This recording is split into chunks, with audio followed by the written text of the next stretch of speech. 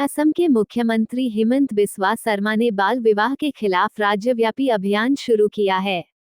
14 साल से कम उम्र की लड़कियों से शादी करने वाले पुरुषों पर यौन अपराधों से बच्चों का संरक्षण पीओसीएसओ अधिनियम के तहत और 14 से 18 साल की लड़कियों से शादी करने वालों पर बाल विवाह निषेध अधिनियम के तहत मामला दर्ज किया गया है।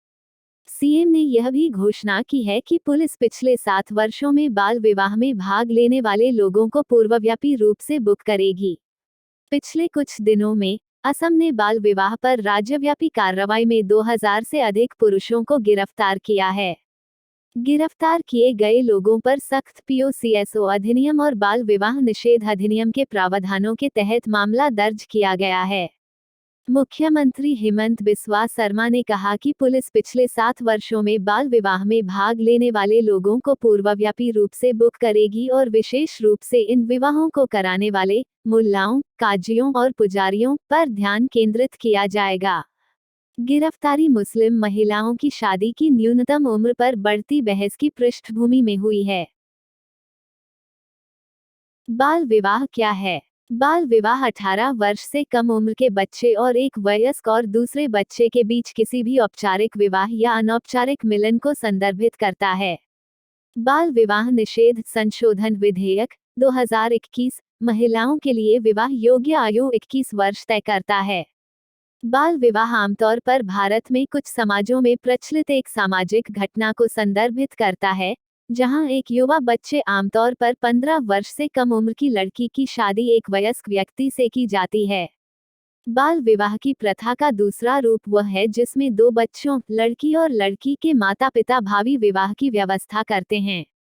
इस प्रथा में व्यक्ति, लड़का और लड़की एक दूसरे से तब तक नहीं मिलते जब तक कि वे विवाह योग्य आयु तक नहीं पहुंच जाते, जब विवाह समारोह संपन्न होता है। यूनिसेफ के अनुमान के अनुसार महामारी के कारण वैश्विक स्तर पर 10 मिलियन और लड़कियों पर बाल वधू बनने का खतरा था, जिससे पीढ़ियों से समुदायों और राष्ट्रों की समृद्धि और विकास प्रभावित हो रहा था। भारत यह सुनिश्चित करने के लिए काम कर रहा है कि बाल विवाह के अभिशाप से निपटने में प्राप्त गति को न खोएं।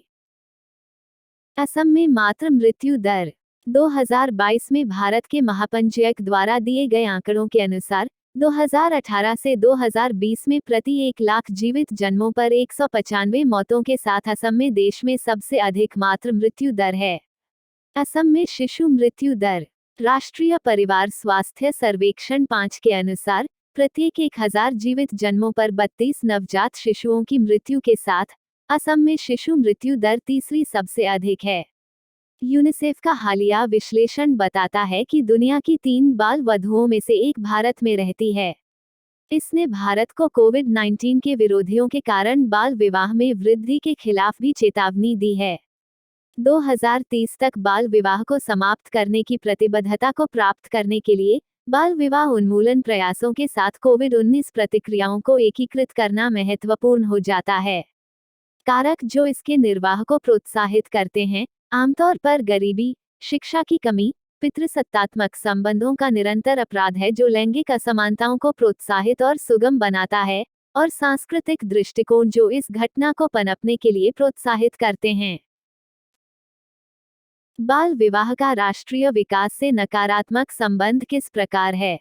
बुनियादी अधिकारों पर प्रभाव बाल विवाह एक बच्चे को उसके शिक्षा, स्वास्थ्य और पूर्ण, संपन्न जीवन बनाने की स्वतंत्रता के मूल अधिकार से वंचित करता है। दुर्व्यवहार और हिंसा के प्रति संवेदनशीलता में वृद्धि इस बात के अत्यधिक प्रमाण हैं कि बाल विवाह लड़कियों को दुर्व्यवहार, हिंसा और शोषण के प्रति अधिक संवेदनशील बनाता है। लैंगिक असमानता बाल विवाह हिंसा का एक लैंगिक रूप है, लैंगिक असमानता और भेदभाव का एक कारण और प्रभाव है और विकासशील दुनिया में लड़कियों और उनके परिवारों के सामने एक महत्वपूर्ण चुनौती है। अशांत बचपन बाल विवाह निर्णायक रूप से एक लड़की के बचपन को नष्ट कर देता है, उसे शारीरिक और मानसिक रूप से परिपक्व होने से पहले वयस्क जिम्मेदारियों से दुखी कर देता है।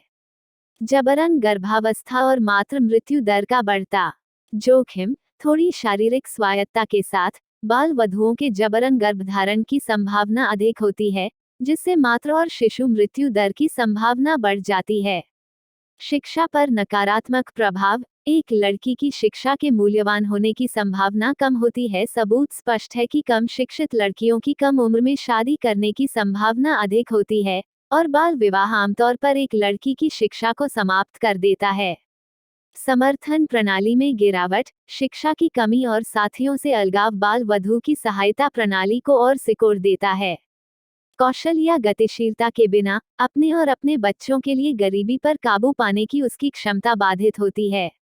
समुदाय और राष्ट्रीय विकास पर नकारात्मक प्रभाव। बाल वधुओं के साथ रहने वाली ये सामाजिक और आर्थिक कमजोरियां उनके समुदाय और देश की वृद्धि और विकास में योगदान करने की उनकी क्षमता को प्रभावित करती हैं। अंतर पीढ़ीगत परिणाम। वे अंतरंग साथी हिंसा का अनुभव करने की अधिक संभावना रखते हैं और उनके एकल साथियों की तुलना में खराब आर्थिक और स्वास्थ्य परिणाम होते हैं, जो अंततः उनकी अपनी संतानों तक पहुंच जाते हैं, जिससे गुणवत्तापूर्ण स्वास्थ्य देखभाल और शिक्षा प्रदान करने की देश की क्षमता पर और दबाव पड़ता है। भारतीय अर्थव्यवस्था पर बाल विवाह का प्रभाव। बाल विवाह भारतीय अर्थव्यवस्था को नकारात्मक रूप से प्रभावित करता है और गरीबी के एक अंतरपीढ़ी चक्र को जन्म दे सकता है।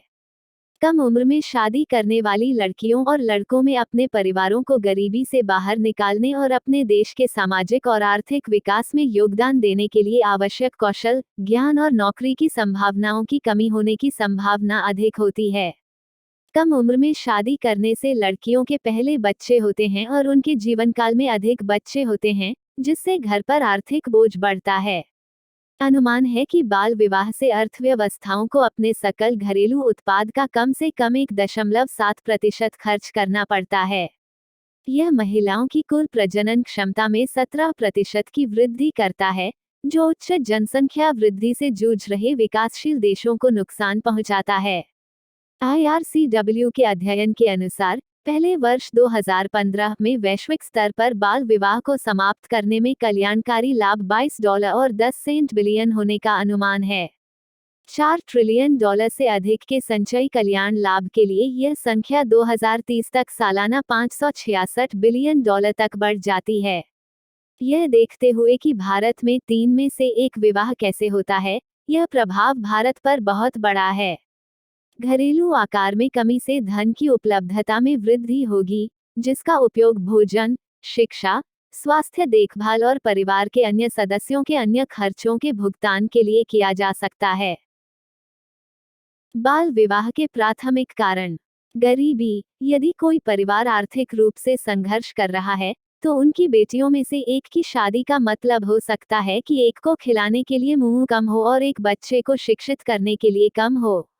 सुरक्षा। खतरनाक वातावरण में रहने वाले परिवारों के लिए, जैसे शरणार्थी शिविर या युद्ध क्षेत्र, बाल विवाह वास्तव में एक सुरक्षित विकल्प की तरह लग सकता है।